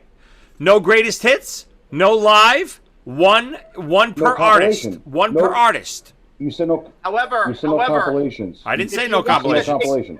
if you want me to take it out, No. I have, Okay. I have 10 of the choices here. Trust me, you will not see a text with me that said compilations. I don't know how to spell it. All right. I'm sorry. You might be right. I'm sorry, Joe. I gotta tell you, as a whole, besides our first round, I am very disappointed in everybody right now. Very disappointed. Completely disappointed. You want to start? You want to start over? I think we should start over. You want to start over? Hey, I'm really starting to hate my own show. I really am. Ernie, what's your favorite Elton John song? I'm starting to hate me. Amarina? Yeah. Okay. Do you want to hate yourself? Drink Knobb Creek. Well, listen to my choices. My wife just threw me out. When there's no one else left to hate you, hate yourself. Hate yourself. Knobb Creek. Wait, no Mountain Creek. Hold on. Stop. Do it again. Nobody talk over that. Do that commercial again.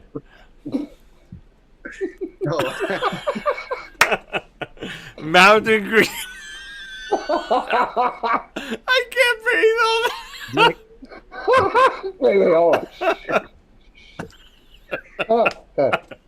It's the real life Vitamin Benjamin. I can't. Hold on. I gotta get the eyes to go up. Hold on. Stop laughing. I'm sorry.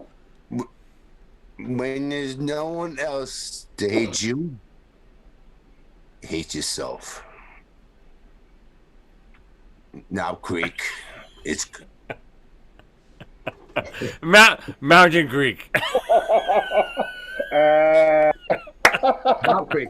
Knobb Creek is good. Oh God, that makes God. up for the Pink Floyd and the Doors and Elton John Come shit. on, Yeah. Joe. You're not gonna like my last. You're not gonna like my last one then. DeVito, do you have a favorite Elton John song? I actually like "Funeral for a Friend." I think it's an epic song. Great. That's I great. think yeah.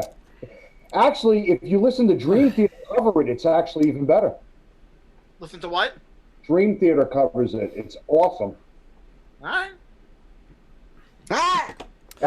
And moving on. So my number 2 is a real artist.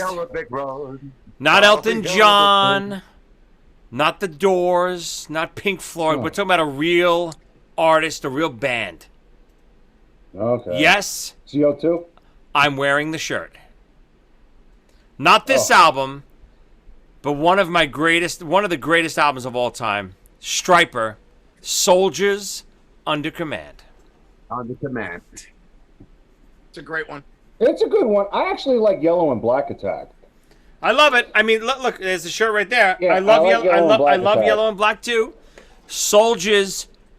There is not again to me a great album. No fillers. No song I'm gonna skip over. What a perfect record. It's the very first record I ever bought on CD. I bought that and Kiss Animalized the same day when I got my first brand new CD player. Wore it out. Love the record. Love the band. One of my favorite drummers of all time. One of my favorite singers of all time. just a great band. They never got their due because they're Christian rock, if you want to label them as that. I remember Tommy, me, and Steve driving up. I think we were driving to Pennsylvania and hearing Shining Star when they did it on the Against the Law album for the first time. We were like, wow, this is so good. And then they said Stryper's new song. We were like, holy shit, they did this song?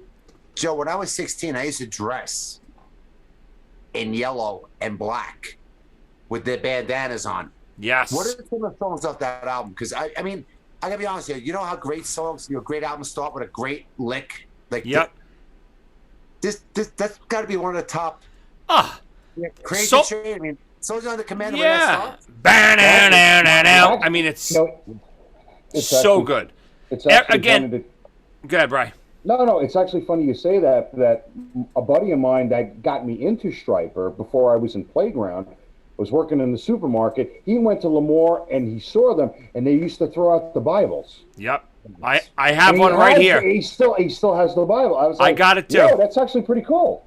Sorry, I got my Bible. I've opened for Stryper on many occasions, hung with them. Super great guys, great band, still great band live. Always good, but that record to me. What are the songs on that album? Soldiers, obviously Soldiers, Make Me Want to Sing, Together Forever. Yes. First Love is the big ballad. Yeah. Even going all the way, to Battle Hymn of the Republic, they do at the end. You got to listen, Ernie. Reach Out. Reach Out, right? I was so big onto Stryper, it was uncanny. You got Anthrax and Stryper. I was like, yeah. Never a Slayer guy. Not because of the devil or anything like that, but never Slayer guy. No, I actually, what you just said there, I love Anthrax, but Stryper's Soldier on the Command, it's such a heavy album, and it's not something you would expect from a band with imagery, like with an imagery. You would expect something more like, all right, Poison here, another Skid Row or something like. No, they have groove, they have power, they have talent. And that's the reason why, again, it's always hard to pick an album. Stryper's, like you asked before, Tommy, is in my top 5 favorite bands of all time. It's hard to pinpoint an album, but this album to me is right before they got too pretty. They got a little too commercial with To Hell with the Devil. Yeah. Soldiers Under Command was still heavy. It was mean, yet super melodic and super groovy. Don't forget, the news lagged behind the album back then. Agreed. When you went out and got Spreading the Disease, Anthrax was not in Cream Magazine or Guitar Magazine or any one of those magazines. No. I don't even know Guitar Magazine. So you fell in love with the album. Right.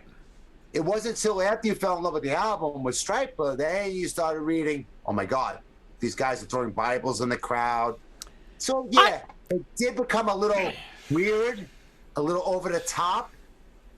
I don't know to this day if they were true to code.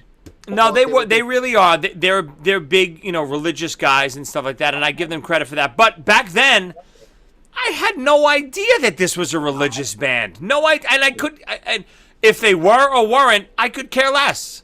Even some of the words, I never even associated some of the Soldiers Under Command. I don't know that means under God's command. I have no idea what they're talking about. Being a lyricist, once I tied it all together, the second album, I kind of lost interest. But I love them. I mean, there's no one better. I mean, really, back in that era, come on. You had Anthrax and them, and you guys know the rest. I mean, other bands, All right, moving on. So, guys, we have reached 17 and a half hours in. We're at our number 1 pick. Oh, God. Brian, I'm going to give you what you picked so far. You've been a complete disappointment so far, not only as a guest, but your picks. Oh. So, here we go. Brian, so far, number 5, The Beatles, Sgt. Pepper's. Come on, can I do runners-up before I do my No, runners-up is at the end. Number 5, Sgt. Pepper's. Good pick. Number 4, the first Doors record. Number 3, Pink Floyd, Animals. Number 2, the first Boston record. That's a decent record. I'll take that. Bri, number 1, you got to make up for it, Bri. Please. Boston was a great choice, Brian. Shut up, Ernie. That's my number 1. My number 14. That is the ultimate heavy metal album of all time. I'm sure some of your fans that like the heavier stuff may agree with me, Yeah, like your brother. I don't. I'm not disappointed in you in that record. That's a great album.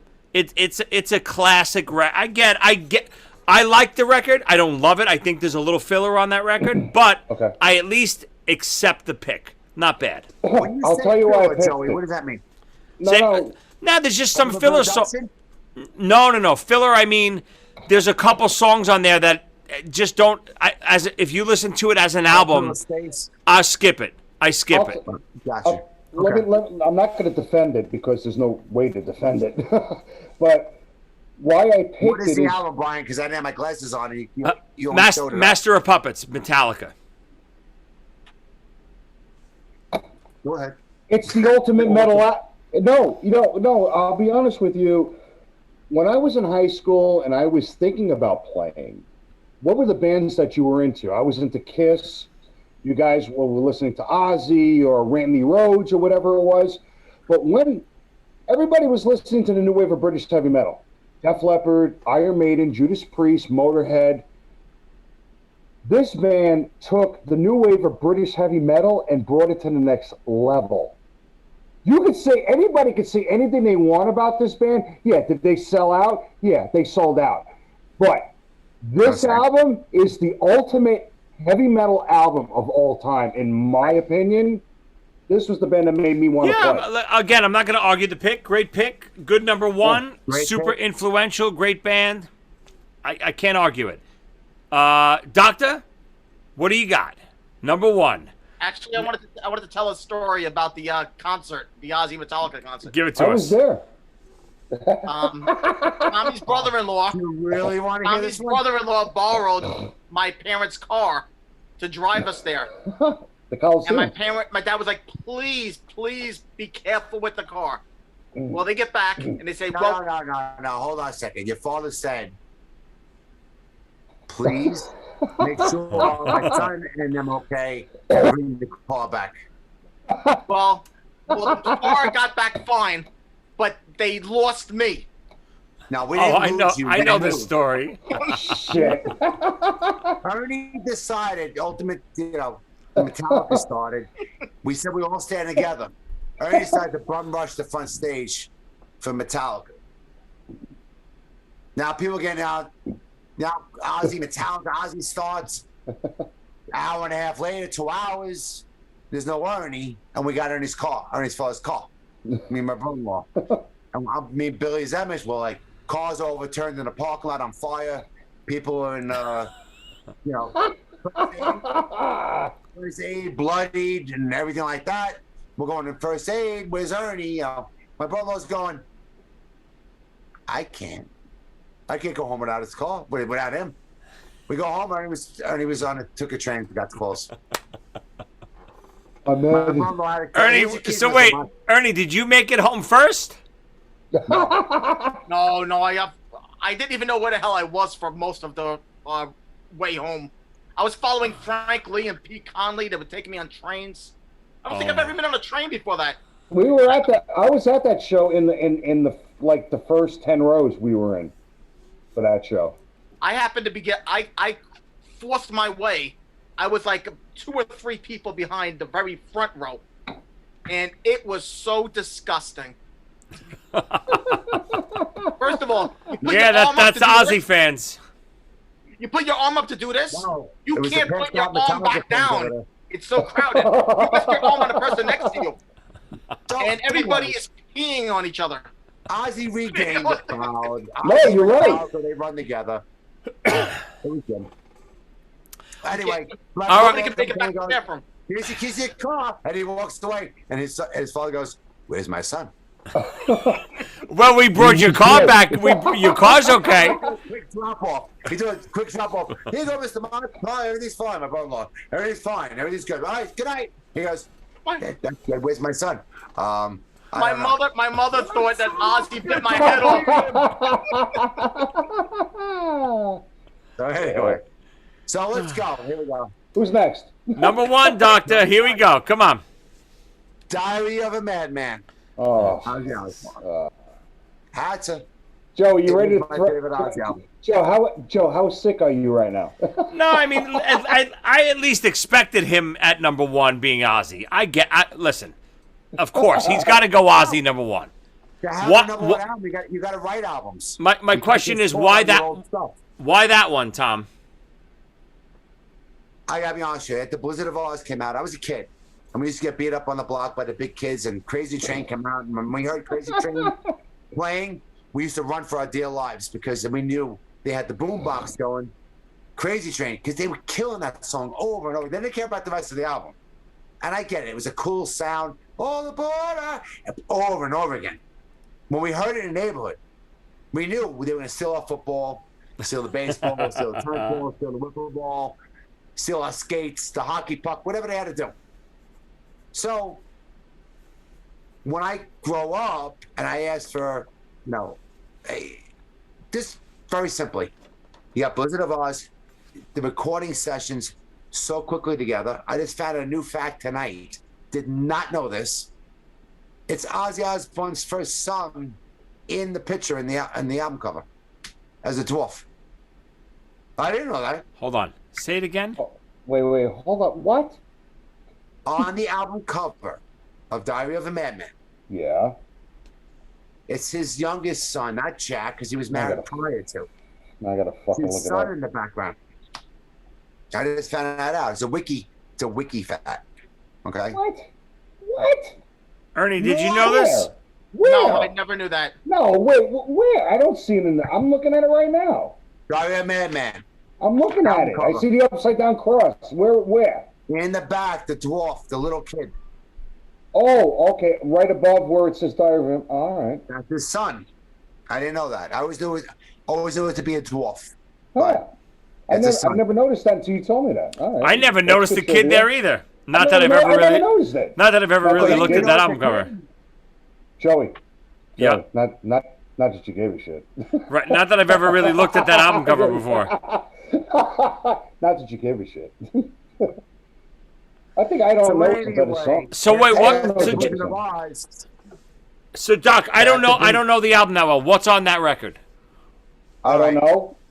Here's the deal. Let me just build this up. Just a little short thing. You have Blizzard of Oz, who blew everyone's socks off. That's like us. Yankees Sanchez goes up there, blows everyone's socks off for one season. But to go back to back, now we got consistency, right? Something's going somewhere. They recorded this album within 1 year, both albums. So Diary of a Madman comes out with Over the Mountain. You did the drum fill on your show. Oh yeah. With your broken leg, you say, "Whoa, calm down there." You did the fill for Over the Mountain. Right? Yo, why'd you do that, Joe? Let's see if I Joe, remember. why'd you Hold do on. that? I gotta do it. Come on, you can do it. I don't know if how does it go again? Tommy Aldridge. Yeah.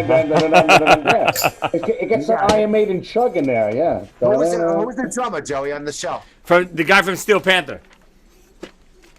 Oh, you busted his shop. Hey, whoa, wait. I was in. From Steel Panther. I was in the wheelchair. Oh yeah. Oh, really? Dude, seriously, thanks for taking time to show me all these rad chops that you wrote, man. Shut up. You may have fooled those two mopes, okay? Nothing gets by me. If you're gonna take my spot for the night, I want to make sure you're good enough. You ready? Yeah, I'm ready. Taste a little bit of this, baby.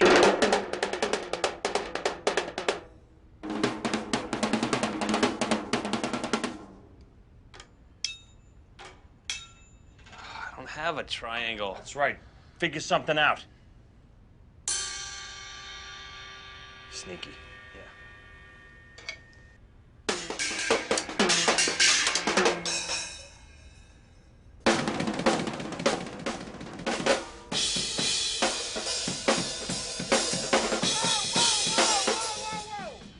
Show a little respect. I'm in a wheelchair, for God's sake. Sorry, man. I was. To me, being such an Ozzy guy, I always wondered and I know you guys feel the same way when you think about Kiss or your favorite bands. Like, someone goes solo, can he do it? And don't tell me the band members don't buy that album, sit in a room and listen to it and go, Did he fall on his face or didn't he? Of course, You of know? course. And it's all bullshit. They say they did. So here they were with the Blizzard of Oz. I don't know. Starts like, who's this guy, Randy? He doesn't sound like Tony Iommi. So to do that one album, and then it come out with Diary of a Madman, Over the Mountain, Flying High Again, You Can't Kill Rock and Roll. He goes into his classical pick guitar. Believer. You know, the second side, I mean, Diary of a Madman alone on the second side is considered it's like a cathedral theory. Anyone who's ever tried to write a song like that is, and I got a little upset with Billy Zemish with Eddie Van Halen because I don't see the two crossing. Yeah, I do agree. I got that link that Billy sent too. I agree. I mean, I don't think they have similar styles at all. I feel like Eddie is stuck to like Richie Blackmore, classical guitar, and Eddie was freewheeling. I mean, that's all. But that album to me, Dark, S-A-A-T, S-A-2-O, Sail Away to Oblivion, Little Dolls. That album was just darker than Blizzard of Oz, but it still showed the resiliency of how great Bob Daisley, the bassist, was, because he really, truly was the backbone of Ozzy Osbourne's band. Whether Ozzy won the lawsuit or not, it was Bob Daisley. Now, let me ask you this. You mentioned this before with Elton John. Did Ozzy write his own lyrics? Some. He did? He wrote melodies. No, yeah, you're right with that. Some, yeah. Now, Sabbath was Geezer Butler. Right. Yeah. So on his own, now, to this day, no. From what I understand. Yeah, listen, it's a pick. I didn't know which album you were going to go with. I assumed you were going to go Ozzy. I had to. Yeah, I get it. I know you're a big Ozzy fan. I get it. I know. Listen, I get it. I just never got into him. I get it. And it was Tony Aldridge and Rudy Sarzo in Diary of a Madman. And no one beats the drums harder than Tony Aldridge. Yeah, he's great. Yeah, I mean, he's still great. He's 75 years old right now. He's still great. Yep. Wasn't he in Whitesnake? Wasn't he in Whitesnake? He's not. Wasn't. Yep. He still is in Whitesnake. Yeah. Rudy Sarzo and Aldridge went to Whitesnake. Yep. Well, Tommy, it pained me that I could not pick a Kiss album for this top 5. I couldn't do it. Well, that's why you never. As a big fan as I am, I love Kiss. I could not. When you asked me why haven't I come back, now you know why. All right, Ernie, what do you got? Number 1. I already know it. Give it to me. Hold on. Drink. I'm out. Ernie. Drink Knob. I got it. Knobb Creek, because if you don't want to walk the dog, just let the dog leave you.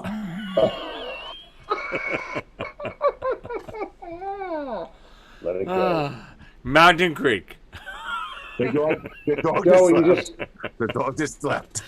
Joe, you just lost all your fans. You just lost all your fans. Come on, Ernie.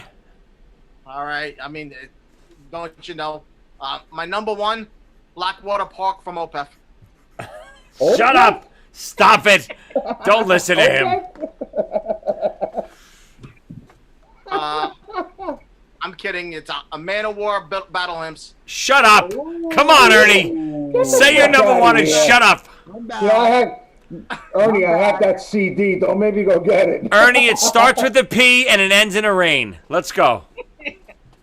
Did you say Purple Rain by Prince, yes. Yeah? My greatest favorite all time. I love it. I love him. He's my hero. Mountains on that album, right? No. No. All right. Mountains on Parade. All right. I don't know what he's talking about. Ernie picked Prince Purple Rain as his number 1. That's not now. Wait. We need to know his backup because we already picked Purple Rain. Ernie doesn't move. Ernie does all right, not move. I'm going to go down my list. Alice Cooper, Welcome to My Nightmare. Hold That's on. not your number 1. Stop. Come There's on. no backup. Ernie's right. pick is Purple Rain. We'll get to an honorable mention. We're already 3 hours in, guys. Come on. All right, I'm sorry. It was Prince from the very beginning. It's always been Prince. It's Purple Rain. Okay. I'm not going to deny it. It's a great freaking album. Close. It's not even nothing. Great album. Yeah. Oh, now I remember. That's why I cock blocked him because Ernie said I bought the album to him. You cock blocked him? Yeah. No, wait, you just dick. wait. I'm You remembering cock blocked him? Brian, Tommy Yeah, doesn't know exactly what that means. Okay. I was a dick. I was a dick. All right. Do you two want to lose your best friend? Drink Knobb Creek. You might want Knobb Creek? You can. It's an old episode. You might want to say why. Oh, because I wanted a Sabbath album that Tommy had called Technical Ecstasy, so he copied it from me. That's an underrated album. He put anything on the other side, so he gave me Prince Purple Rain, and that started me down this path. Thank you, Tommy. Great pick, Ernie. I love it. I think it's a phenomenal record. Awesome. I don't know if it would have made my top 5, but it was damn close. But I knew it was either 1 or 2 for you, so I left it off purposely. This might be 2 volumes, 1 and 2. Wow. All right, my number 1. Well, here it comes. And this is not a joke. Believe it or not, it really is the whole Kiss catalog, but I'm going to go with one. The whole Kiss catalog, I do really like better than just about everything else. I know that's cliche to say. I know I'm a big Kiss fan. I really do like it just about better than everything. So, my number 1 record of all time is Kiss Alive 2. I know it's off the table. We're not picking any live records, any greatest hits. But go ahead. But Kiss Alive 2 would have been my number 1 pick. Better than Alive, different vibe band, different band. Love the originals. Yeah. Anyway. That's awesome. No, so, and again, if you ask me my favorite, it's got to be a Kiss record, number 1, of course. If you ask me tomorrow or yesterday, it might be different. So every day it fluctuates because when I hear it, I go, you know what? This is my favorite record. So today, I'm going to go Kiss Love Gun.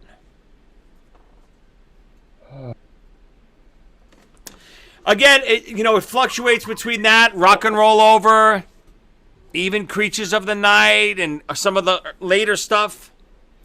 It's a perfect record. It's after you said that, I'm gonna drop this pen. After you said that. Listen, it's Hooligan, no? It does have Hooligan, classic Yes, Peter it Criss does. track. Yes, it does, yeah. Perfect record. Even then she kissed me.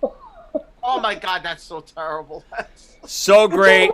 It's almost like Billy talking about Wolfgang. Again, it's being the host. You ripped all our songs apart. No. And now we're coming after you, then. Now we're coming after you. Listen, you're more than welcome to come after me. No one's gonna. It fluctuates between that and their album before it, Rock and Roll Over. They're 2 perfect records. Rock and Roll Over has 1 or 2 songs that are filler to me. No. Love Gun really doesn't. Love Gun's every song is so dynamite. And it's Kiss at its peak. It's Alive 2, but in record form. I go Love Gun. I was a Kiss semi-fan, so I met Joey. No, Joey, I got to give it to you.